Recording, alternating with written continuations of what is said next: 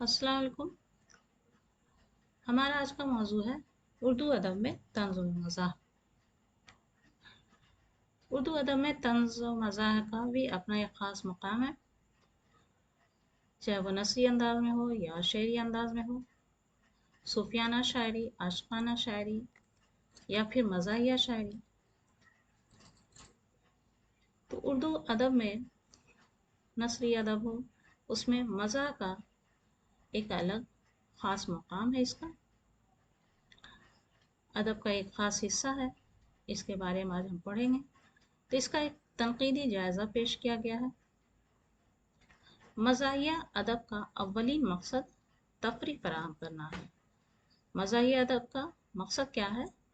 تفریح کرنا، تاکہ انسان حقائق کی روشنی یعنی حقیقت کی روشنی میں اپنے گرد و پیش کے حالات اور وقت کے تقاضے کو ہلکے پھلکے مگر شدت کے ساتھ محسوس کر سکے۔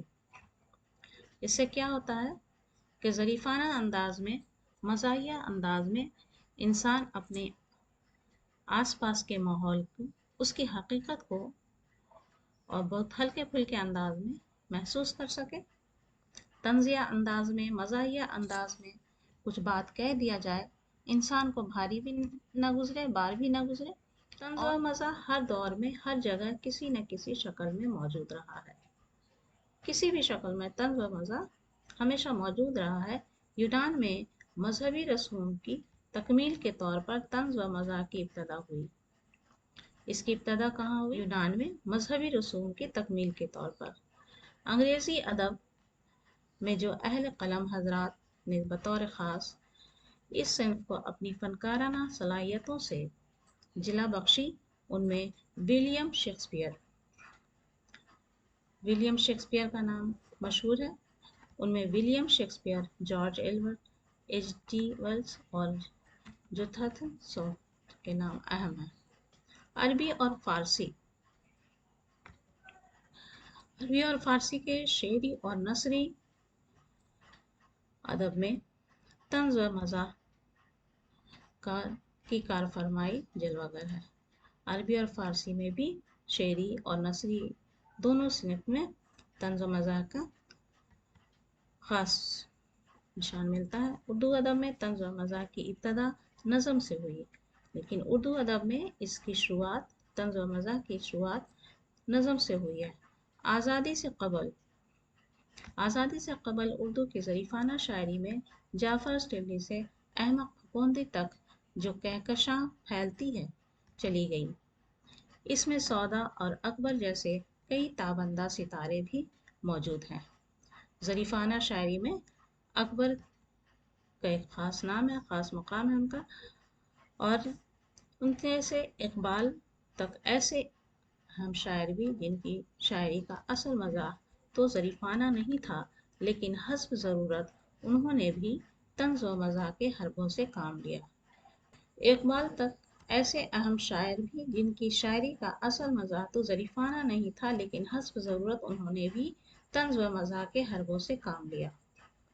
کم سے کم 300 برس پیشتر جعفر سٹیبلی نے بھوت بڑا ہوا نامہ اور کچھوا نامہ جیسی مشہور مزاحیہ اور طنزیہ نظمیں لکھ کر اردو میں ظریفانہ شاعری کی ابتدا کی۔ اگرچہ محققین چمپوسائن کے بارے میں اردو کی جو پہرے باجے چمو کے اٹھ پہری جیسے امیر خسرو کے اشعار کے پیش نظر یہ بآسانی کہہ سکتے ہیں کہ اردو میں طنز و مزاح کی روایت اتنی ہی قدیم ہے جتنی کہ اس کی ادبی تاریخ، لیکن جعفر سٹیبلی نے جو جنگ نامہ لکھا اس کی ظریفانہ تاریخ میں خاص اہمیت ہے۔ ان کے ظریفانہ کلام کا ایک شعر ملاحظہ ہو، یہ جعفر سٹیبلی نے ایسا کیا کیا کہ مکھی کو ململ کے بھینسا کیا۔ سودا کے ہاں، اب یہاں سودا کے کچھ نمونے۔ سودا کے ہاں صورتحال کچھ مختلف ہے۔ انہوں نے ندوی، سنامک، میر وغیرہ کی مذمت میں جو نظمیں لکھی ان میں ادبی چاشنی کے باوجود متانت میں کمی ہے، لیکن جس نظم اور ہجوم کو سودا نے ذاتیات سے بلند ہو کر معاشرے کی خامیوں کو دور کرنے کے لیے لکھا ہے، اس کا مقام کافی اونچا ہے۔ ایسی نظموں میں شہر عاشور سودا کے یہ مشہور ہے، شہر عاشور قصیدہ در تضحیک روزگار لائق ذکر ہے۔ آخر الذکر کا ایک شعر ملاحظہ ہو، جس شکل میں سواد تھا اس دن میں کیا کہوں، دشمن کو بھی خدا نہ کرے یوں ذلیل و خوار۔ ان کا ایک اور شعر ملاحظہ ہو، جس نے سجدہ کیا نہ آدم کو، شیخ کا پوچھتا ہے بایا پاؤ۔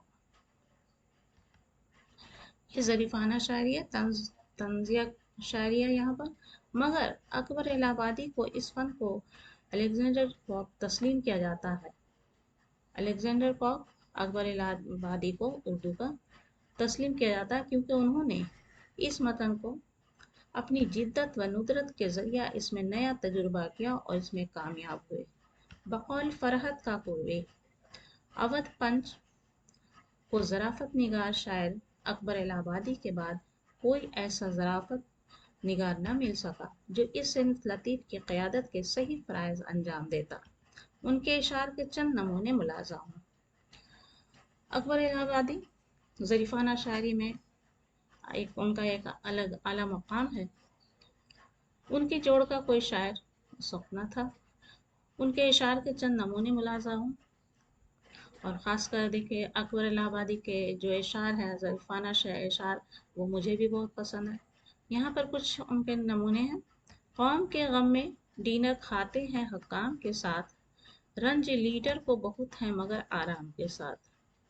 اگلا شعر ہے، ہم ایسی سب کتابیں قابل ضبطی سمجھتے ہیں کہ جن کو پڑھ کے بیٹے باپ کو خبتی سمجھتے ہیں۔ جی ہاں، آج کل کے نوجوان پڑھ لکھ کر اپنے گارجن، اپنے والدین، اپنے پیرنٹس کو ایسے ہی سمجھتے ہیں۔ اگلا شعر ہے، رقیبوں نے رپٹ لکھوائی ہے جا جا کے تھانے میں کہ اکبر نام لیتا ہے خدا کا اس زمانے میں۔ اس کے بعد انہوں نے سماجی معاشرہ پر بھی طنز کیا ہے، معاشرے پر طنز کر کے انہوں نے بھی کچھ اشعار لکھے ہیں، کچھ نظمیں لکھی ہیں۔ یہاں ایک شعر ہے، ان کی بیوی نے فقط اسکول ہی کی بات کی، یہ نہ بتلایا کہاں رکھی ہے روٹی رات کی۔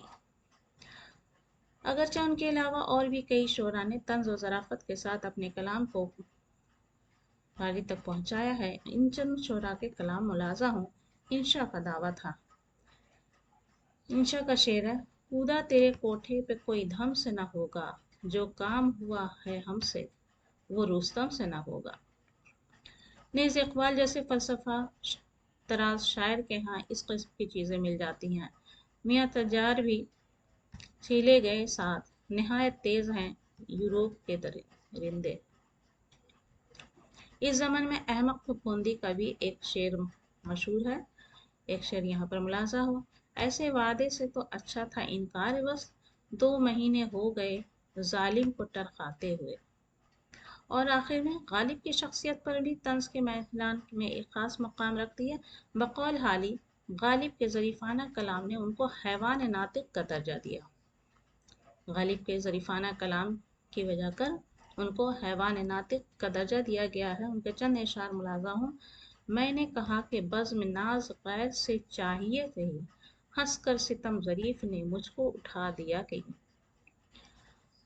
بوسہ تو دیتے نہیں ہے دل پہ ہر لہجہ نگاہ، جی میں کہتے ہیں کہ مفت آئے تو مال اچھا ہے۔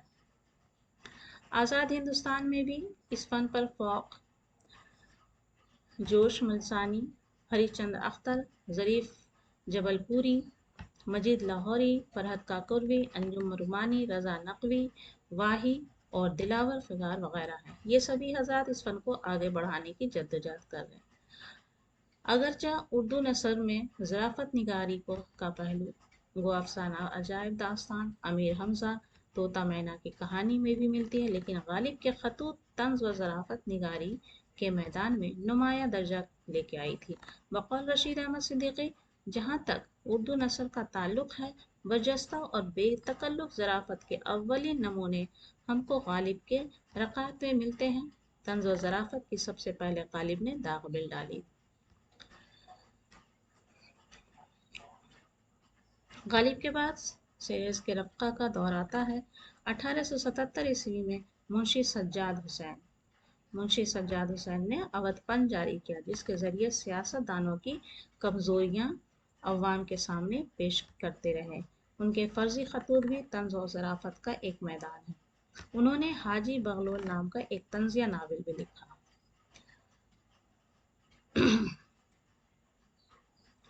ان کے بعد اودھ پنج کے صفحات کو اپنی گلکاریوں سے سجانے والے مرزا محمد مچھو بیگ، پنڈت رتن ناصر شاہ، تربھون ناتھ جبر، لوالا پرساد اور احمد علی شوق ہیں۔ فسانہ آزاد طویل ہوتے ہوئے بھی شدت کے ساتھ تشنگی محسوس ہوتی ہے۔ اودھ پنج کے علاوہ ہم عصر رسالہ فتنہ اور عطر فتنہ بھی قابل ذکر ہے۔ اس کے ایڈیٹر ریاض خیر آبادی تھے۔ اس کے علاوہ سرپنچ لکھنؤ سے شوکت تھانوی کی ادارت میں نکلتا رہا، جس کو عظیم بیگ چغتائی، ناکاظم حیدرآبادی، مرزا فرت اللہ بیگ اور احمد خورکندی جیسے اعلیٰ طنز نگار نے اپنے نگارشات سے عوام کو روشناس کرایا۔